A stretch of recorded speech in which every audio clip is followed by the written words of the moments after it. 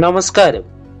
മനുഷ്യരായാലും മൃഗങ്ങളായാലും തങ്ങളുടെ കുഞ്ഞുങ്ങൾ എന്ന് പറയുന്നത് ജീവനാണ്. ഭൂമിയിൽ മൃഗങ്ങളിൽ രണ്ടു തരമുണ്ട്: മുട്ടയിട്ട് കുഞ്ഞുങ്ങളെ വിരിയിക്കുന്നതും പ്രസവിക്കുന്നവയും. നമ്മൾ മനുഷ്യർ രണ്ടാമത് പറഞ്ഞതിൽ പെടുന്നു. മുട്ടയിടുന്നവയിൽ കോഴി, കാക്ക, കുയിൽ എന്നിവയെല്ലാം പെടും. ഇവർ എല്ലാവരും ഒരു സമയം ഒരു മുട്ട മാത്രമേ ഇടൂ. എന്നാൽ ഒരു സമയം രണ്ട് മുട്ടകൾ ഇടുന്ന പക്ഷിയെ പറ്റി നിങ്ങൾ കേട്ടിട്ടുണ്ടോ? ഇന്ന് ഞാൻ സംസാരിക്കാൻ പോകുന്നത് ഇറക്റ്റ് ക്രസ്റ്റഡ് പെൻഗ്വിനുകളെ കുറിച്ചാണ്. അപ്പൊ നേരെ വീഡിയോയിലേക്ക് പോകാം.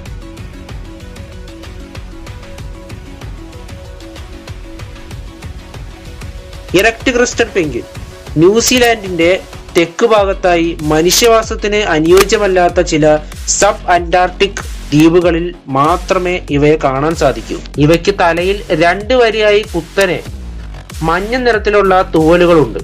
പ്രധാനമായും ആന്റിപോഡ്സ് ബൗണ്ടി ദ്വീപുകളിൽ ഇവയെ കാണപ്പെടുന്നു.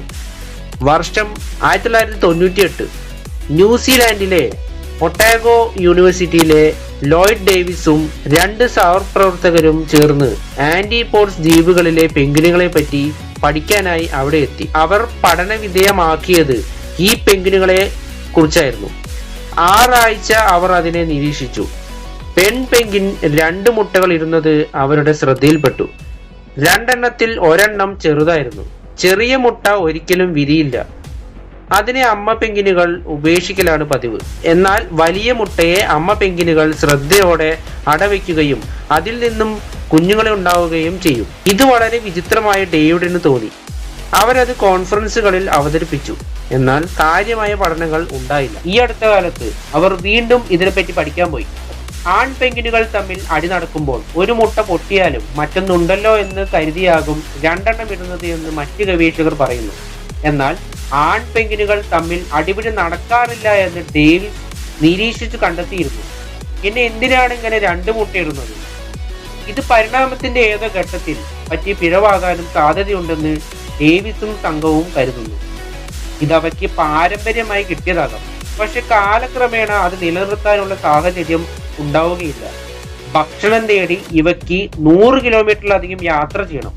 അതുകൊണ്ട് ഒരു മുട്ടയിടുന്നതാണ് സുരക്ഷിതമായ രീതി. പക്ഷേ രണ്ടാമത്തെ മുട്ടയ്ക്ക് കൂടുതൽ ശ്രദ്ധ നൽകുന്ന കാര്യം എങ്ങനെയോ അവർക്ക് കിട്ടി. അതിന്റെ കാരണം വ്യക്തമല്ല.